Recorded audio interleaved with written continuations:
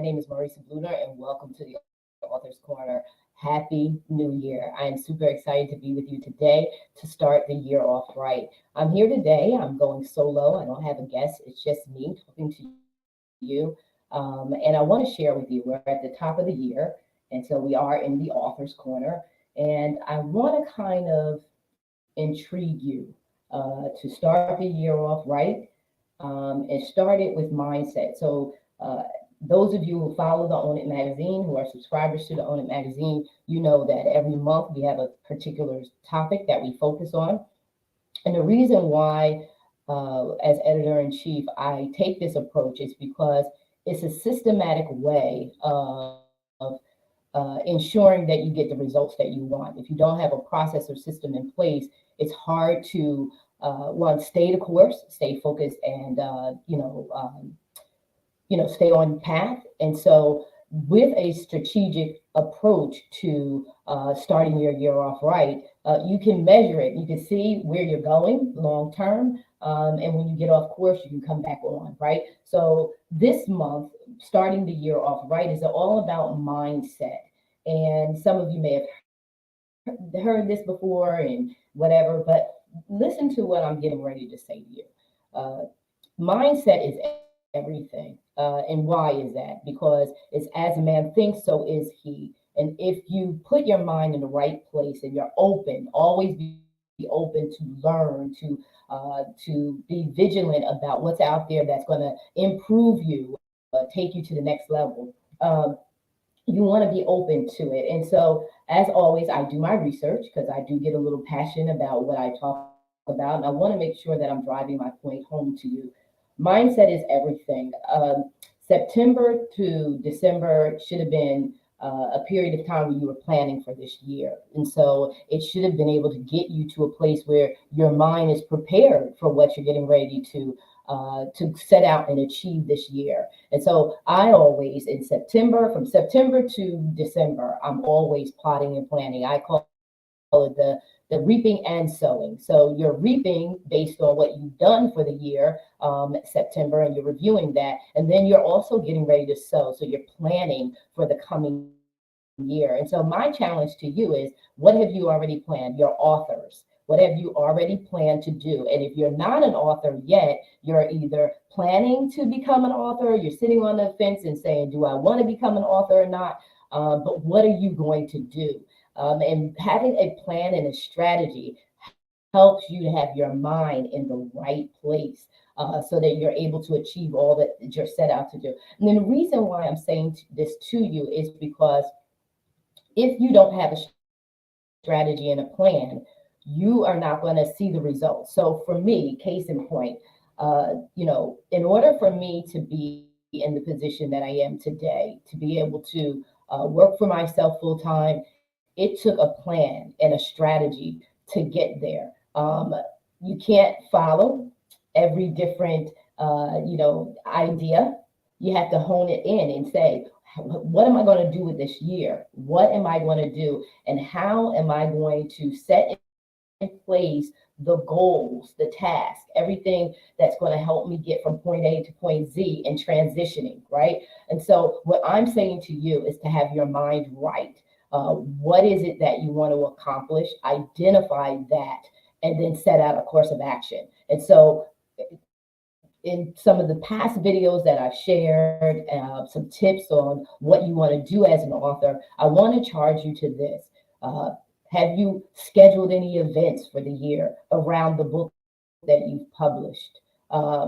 If you're beginning to publish or you're thinking about publishing, have you done the research? Do you have your topic? What is it that you're preparing? What do you have in place that you're going to prepare so that every single month and every single daily, weekly, and monthly, you have goals that are going to get you to a place of accomplishment?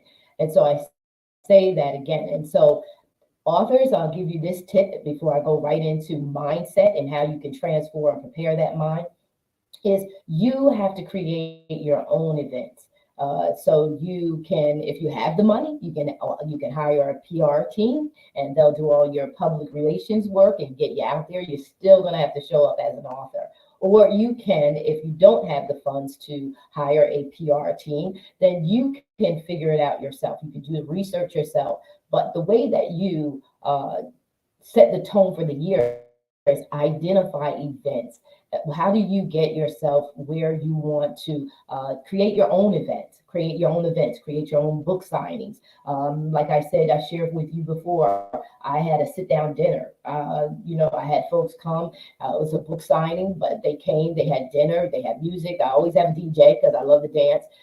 So they had music, they had dinner, and then I spoke to them about the topic that was in my book, whatever the book was. I spoke about that topic. In one particular case, it was Sweetheart Before I Say I Do, which was really great because I had singles come out, I had couples come out, they had dinner, they had buffet style dinner. We did games. I had game hosts where we had the dating game, we had the newlywed game. And so then, like I said, we had the DJ, we had them dancing on the floor while I was signing books. We had a time where I spoke.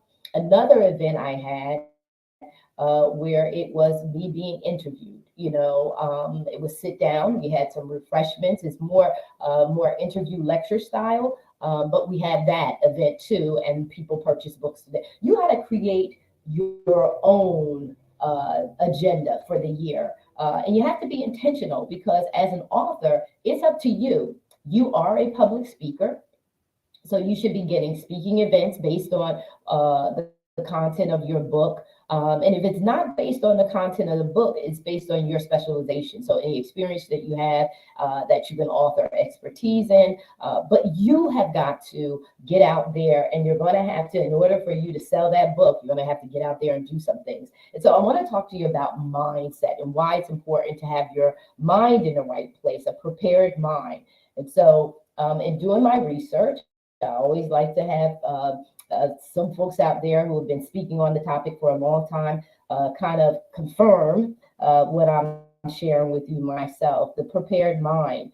A prepared mind, it captures a more general understanding that people who are knowledgeable and pay attention to chance events have a greater likelihood of making the most of them, including creativity. So you have to be creative because you are the CEO of your life, your career, your business, this whole book author thing and speaker journey. You are the CEO of this space and you have to start making executive decisions. And part of that is seizing the moment and being prepared to train your mind to be looking for opportunities. Look for people when you're having conversations. Make sure you're having conversations that will show you how you can either partner with the individual that you're speaking with, or how you can collaborate with them, or how you can glean from them and get knowledge from them. Find out what it is that you can get from those conversations and start being cognizant of your surroundings. Start looking for, I always say, this is how this is my secret sauce. It's like, Lord, reveal to me, show me what it is that you're trying to have me see in this situation or in this scenario. What can I benefit from it? And so you want to seize those opportunities and those moments. You want to be intentional. And the only way you can be intentional is you have to have an agenda. You have to know what it is what you need help with, what doors you need open. And the only way that you're going to have that is by doing that prepared time. Like I said, reaping and sowing. You want to, in September to December, you want to be figuring out, how am I going to do it based on last year, my experiences? How can I build and expand on those experiences? So it's very important. In order for you to have a prepared mind, you first must find calm. Some of the biggest challenges people have is being by themselves. And I know for me, the biggest opportunities that I have, the biggest awakening moments and strategy moments, is not being in a room with a bunch of people. It's really sitting back and doing introspective work, reflecting on the moments, that have happened during the course of the day. Feeding myself. I always like to feed myself with different lectures that are going to be based on the topics that I'm interested in. And so one of the things is calm yourself. You have to get to a place of calm. Manage your feelings to get the feel of the work. I say it's called discovery. So when you're finding your way in this, you wrote a book. I remember writing my very first book, and even though I wrote the book, I still had some levels of what am I doing with this, right? Does it feel like me? And the first work and the first thing that you're doing may not 100% feel like who you are as an author, as a writer, or as the CEO of your life, as as that chief executive. But guess what? It's the first level of discovery. So you're discovering yourself. So you wrote the first book, or you wrote the first piece. If you're in an anthology, you wrote that. So that first piece is like, wow, I did this. Oh my God. But if you keep at it, the more that you keep doing it, the more that you become clearer and clearer and clearer and more confident in the work. And then you get a feel for the work. And I can tell you that writing my first book, I believe was back in 2014 or 15. I can't even remember. Um, but writing that first book, like I said, came with a lot of insecurities of, does this really represent me?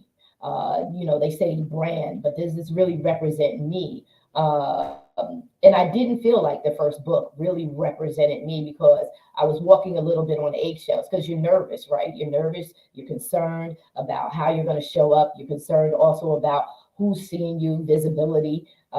You're concerned about that. So when you're writing, you're a little bit nervous. But then when you write the second one and the third one, and for me, the fourth, the fifth, and the sixth one, after a while, you begin to gain confidence because now you've done it. You've done it. You've written, and now you're familiar and you're getting to know you a lot better. What makes you tick? What ticks you off?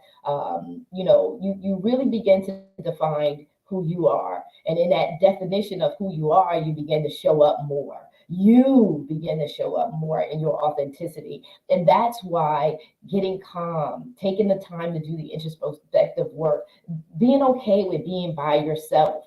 And for me, it's allowing God, the Holy Spirit, to speak to me, to show me all that I'm meant to do, and show me my authentic self. So step one is getting calm. That to me is getting in a quiet place alone. Step two is managing your feelings to get the feel of your work. It's the feel of who you are, your authentic self, and what it is that you're bringing to the world. Three is gain perspective. The more that you sit in that calm place, the more that you're getting connected with your inner feelings, not what folks are telling you, not what people are feeding you, not that, what you organically yourself are feeling, and gain perspective. And the more that you do this, I'm telling you, becomes clearer and clearer and clearer and clearer and clearer. And I like the scripture where it says, if any man lack wisdom, ask it of God who gives it liberally and upbraideth it not. I'm not trying to preach to you here. What I am telling you is what has worked for me. I have asked him to release the wisdom for me. Show me the strategy and plan that you have for my life. And I'm telling you, when you are open minded to receive new information, you are not judging the source, but you're looking at the content, or what the lesson is, or what you need to gain from it. You can be open and you can expand to so much more. You can gain clearer and broader and greater perspective. Number four is seek reality clearly, but hold it loosely. Why? Because sometimes when we do that, you got to think realistically. You block yourself from the creativity. So you want to be realistic, but you also want to make sure that you're free to tap into and unleash your unlimited potential and all that is possible for you as an author, right? And so step five is say seek tension between failure and fame. And so my thing with that is, listen, you know what? It goes back to step number two, get your emotions right. Don't worry about failure. Don't worry, don't get yourself so bogged down with feedback. that may be adverse to your heart. Like, so someone may say something to you. I had a gentleman, I remember delivering a speech. I had a gentleman, this was during Toastmasters, and I finished the speech. And I do a lot of speaking off the cuff. I don't like prepared speeches because it makes me feel a little phony. If it makes me feel rehearsed, let me say that. So I like to speak from my heart, and that's why I have to have notes like this. That's why I have to have I have to do my research, because I get so passionate about what I want to talk about and share, that I can go in a whole different direction, because God is just revealing things, revealing things, and I want to make sure that I stay on point. So I delivered this speech, and the way that I would always deliver my speeches for in my journey to distinguish Toastmaster was I would make notes. I would just have 3 points that I wanted to make. I did not contrive a whole speech, because that just did not feel good for me. And so I remember finishing this speech, and I went to sit down. And this gentleman, who I had the utmost respect for, because his speeches were always flawless. They were always, you can always depend on the clarity, point by point. And I just was an admirer of his, but with a sting. And I kid you not, with a sting, because he did not understand my gifting. So sometimes when you're in your gifting, people don't get it. And you have to be mindful that you have to be authentic to you. You cannot worry about pleasing other people, or you can't get yourself overly overwhelmed with some of the things that may come your way emotionally. And so I could have took that and said, "Oh my God," like it could have hurt, but I understood it. Because when you're operating in your gifting and it comes natural to you, other people look, because they have to work at what it is that you do naturally. They have to work at it. So sometimes it comes from a place of bitterness, and sometimes it comes with a place of, they just don't like you because you're showing up in your gifting. But you can't worry about that. You do your best to be humble. You do your best to be kind and considerate. But you are on a journey for you, not on a journey for everyone else. You're on a journey for you, and you're on assignment for all that God has you to do. And your gift is going to upset some folks. And once you tap into it and you're really natural with it is really going to upset some folks. But you can't be worried about that. Your mindset has to be, and you can't worry about failing or disappointment, because guess what? That's life. It's going to happen. You're going to make mistakes. I remember speaking once, and the topic was so dear to me. I kept messing up. I kept messing up, and I'm in a room full of people, and it's not like you can hit rewind, you can hit erase. I'm in front of these people, and I am stumping it. I am not showing up like my energetic, high energy, on point person, because it was a topic that was really dear to me, and I didn't want to come across again phony or faking it. I didn't want to come across as selling it, and so in front of these people, I had to regroup. And I said to them, I said, "Could you please allow me to start again?" I was just totally honest with them. This is so close to me. I was speaking about my first conference, my first personal professional business development conference. And it was a pitch to the audience. And I just don't like pitching to an audience. I don't like selling anything that I don't believe in. And I knew I believed in the conference. I just felt like I was having to sell it for whatever reason. And so I had to get my mind right to connect with the value of what it was I was presenting. And in front of them, I was able to, instead of allowing, my shortcoming, my failure to show up, stop me, I just owned it. I owned that moment and said, "I'm plummeting here." And I could either go run to my chair and sit down and just bask in their sympathy and empathy for me, or I can turn this around. I can turn this around. And I did. I came back and I turned that around and delivered that speech with full authenticity because I grabbed hold of the value of what I was really presenting to the people. So, number 5 says failure and fame. You're going to have a lot of both. But like I said, have an agenda for the year. And it says show up. Show up. Don't hide being an author. And if you are an author, you are a speaker. So, in order for people to know about your book should be opening doors for you. Whether you are a single author or you are a contributing author to an anthology or body of work, you are a speaker as well. And you have to be searching out your community, searching out the organizations in your area. And you have to have an agenda to say, I'm going to show up this year. I have the mindset that I am going to show up this year every single month, at least once a month, either being on a panel discussion and promoting my book, or I'm going to create my own event, or I am going to speak with some folks to come in and speak. And you can always speak to a familiar group of people, of an organization, till you feel comfortable. If you're new at speaking, I always offer do Toastmasters International, find a club, and clubs are local. Go to, I think it's toastmaster.org.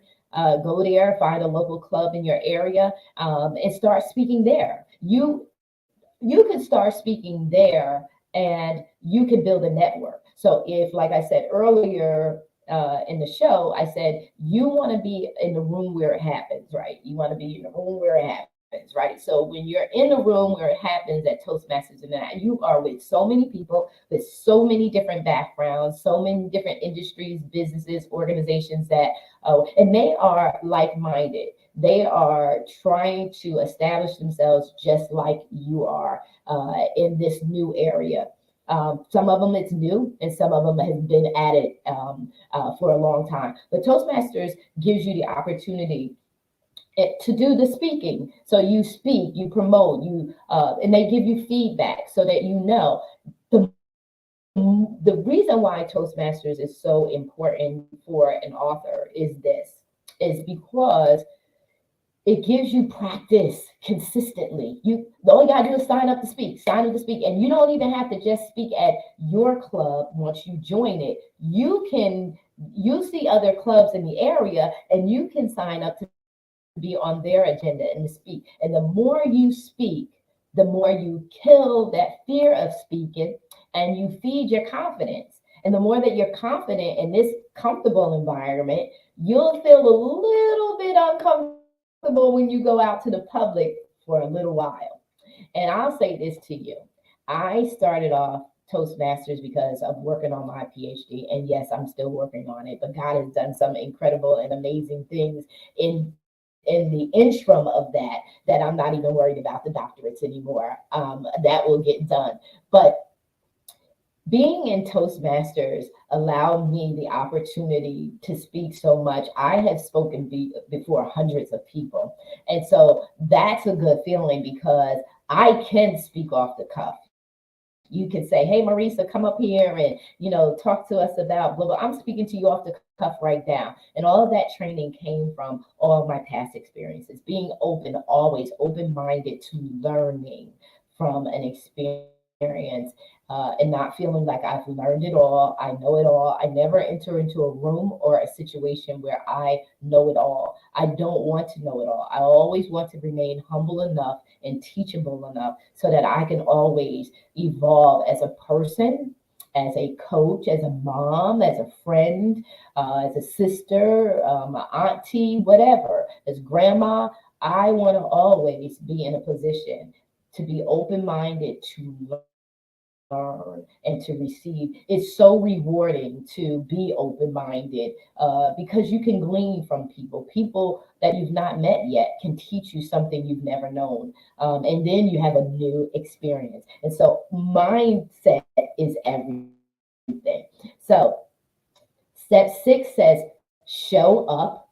You need to show up. I say when you are fully confident, show up and show out. Give the people what they came for. Bless them. Bless them with the fullness of you, your authenticity, and everything you were created to be. And then step 7, it says seek and find problems, problems that you were created to resolve. And that gives you opportunity. So, really, what that's saying is seek opportunities. Seek where what you desire to do with life and how you desire to help people, that you showing up actually helps them, actually helps them to solve their problems. Because seeking to find problems is so that you can solve them or actually be a contribution to solving them, right? And so I just want to say to you, mindset is everything. Strategy gives you purpose.